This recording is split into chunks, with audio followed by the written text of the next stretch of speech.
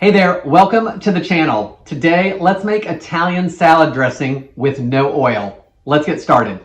Okay, you know we keep it gluten-free here on the channel, and most salad dressings, not all, but most are gluten-free. However, lots of them are not oil-free. And when you're gluten-free, we have a little secret ingredient that not everyone keeps in their pantry. And this ingredient is going to keep our dressing nice, glossy, and thickened just how we like it. Xanthan gum. We use it in baking all the time, so today I've got another use for it.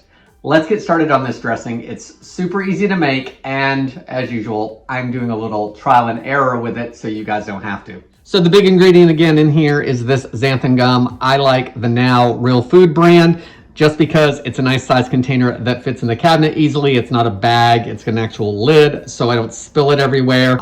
And the lid on the top is a good size for me to be able to get a teaspoon into for measuring out. So I'll link down below to this brand here. This is the one I've been using for a long time now. I am going to suggest using a high-speed blender or at least your regular blender for this recipe. I'm just going to use the personal size cup for it, and I'll tell you why in just a second. So I'm going to start with putting my dry ingredients just in a small bowl and mixing them around. It's Italian dressing, so of course I'm going to use a teaspoon of Italian seasoning. You could use separate herbs if you want. This is just easy. Doubling the original recipe I saw, I found it in one of my Betty Crocker cookbooks actually. And the recipe there called for pectin, which not everyone has, and I don't think I have any. And I think that's a great idea, but why not use the xanthan gum that you're using for everything else? I'm going to double the recipe to make around a half cup or so. So I'm going to start with 1/8 of a teaspoon of mustard. The original recipe does say 1/8 of a teaspoon. I'm going to start with that just because a half cup still isn't a ton of liquid. Everything I use in the recipe, I'll link below. I'm also going to add a half teaspoon of sugar. The recipe I'm using would actually double to a teaspoon. I don't like an overly sweet dressing unless it's supposed to be, so I'm going to keep it at the half teaspoon. I'm going to do 1/8 of a teaspoon of pepper, probably about the same amount of salt. And our final dry ingredient is going to be xanthan gum. And of course, pectin and xanthan gum don't have the same properties as far as thickening. So I did a little bit of research, and we're going to start out with 1/8 of a teaspoon because you want to start out with about 1/4 teaspoon if we were making a cup of liquid. I can always add a little bit more later if I don't think it's thick enough. The reason I'm adding this to the dry ingredients is xanthan gum can get clumpy, so I don't want it all to go in there at once. That's the other reason I am using the blender for it, because it's going to have an easier time getting all of that blended together. All right, so the final kind of dryish ingredient is 1 small clove of garlic. I did grab a medium-sized clove because of the amount of dressing. All right, so to the blender container, I'm going to add half cup of water. I'm going to do 2 tablespoons of vinegar. Guys, I grabbed the white wine vinegar. Use whatever vinegar you like. If you like a sharp taste, use distilled. If you want a fruity taste, use apple cider. I'm going to use this white wine vinegar. Use what you have. Don't worry about what kind is best. Any of them will work.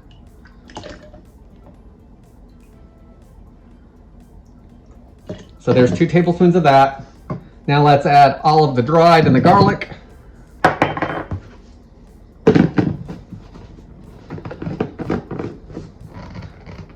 Lid's on. Let's get it blended up and take a look at it. All right, let's take a look at the consistency and see what we think. So it's looking a little bit on the watery side for me still, so let's do another 1/8 of a teaspoon of xanthan gum and give it another whirl. All right, so I think that looks a little better for me. Let's get it into a container and give it a taste. All right, so this is what it looks like. I'm gonna get a couple pieces of lettuce because there's plenty in here I can't get out, so we'll just try it from there. But I really like the consistency of it. It should not separate because the xanthan gum should hold it pretty much together, and there's no oil in it to separate. So I'm excited about that. Let's grab some lettuce. All right, I've got some romaine. I'm gonna try not to make a mess. Evidently I'm getting it all over me.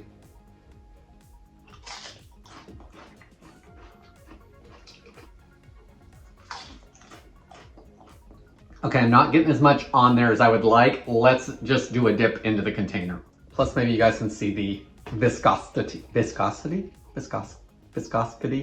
But evidently I can't say that word today. All right. So it's clinging nicely to that piece of lettuce. So it's got a good thickness. Now, color-wise, guys, it's a little muddy looking maybe. So a suggestion there would be to add all your dry ingredients except for the herbs, do the blend, and then stir in your herbs, whether you're using Italian seasoning or you're adding, if you're adding fresh or something like that. That would give the color a little bit different, but there's no oil in here, so you're not going to get that golden oil color because there's none in here.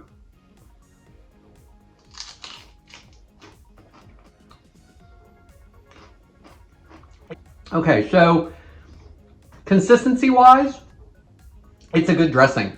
I like the thickness of it. It coats that lettuce, so coating the other vegetables will not be an issue from what I can tell. In regards to the taste, I think it has plenty of garlic in it. I like that one clove, and it's all blended in there now, so that's even gonna get stronger as this sits.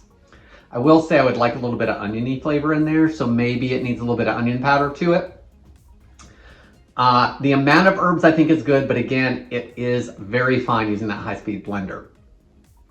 So that could use a little bit of adjusting, but again, it doesn't have a gold color to it. So maybe the green's helping it. What do you guys think about that? Leave your comments below on that. In regards to the vinegar, I could go for a little more vinegar in it. I did double the amount to the 2 tablespoons, but I could go for another tablespoon of vinegar probably in it and like it even more. I just want a little bit more sharpness to it. You could also try lemon juice if that was your preference. So I think that's a good good option. And then, I don't know, guys, if you wanted a little bit of color, maybe a little bit of turmeric. If you wanted it spicy, a little bit of crushed red pepper or cayenne. Overall, as far as a recipe that works, I think it's good. Let's go back for a second. The sweetness, I don't think it needs any additional sweetener, but you could totally add a little more sugar, or if you didn't want to use sugar, you could use honey to keep it unrefined. But for a fat-free dressing that we made at home that probably didn't cost $3 or $4 in the store, it's water-based. Easy ingredients, everything's on hand, especially if you have this. Another use for that xanthan gum in your pantry that you're typically probably grabbing for baking if you're gluten-free like us. Guys, thoughts, comments, questions, concerns, criticizing? I answer those comments too, you guys know that. Guys, that's all I've got for today. A fat-free, oil-free Italian-style dressing. Thank you so much for watching. Please consider subscribing if you haven't already for more tips, tricks, resources, recipes, and all that mess. And I hope to see you in the next video.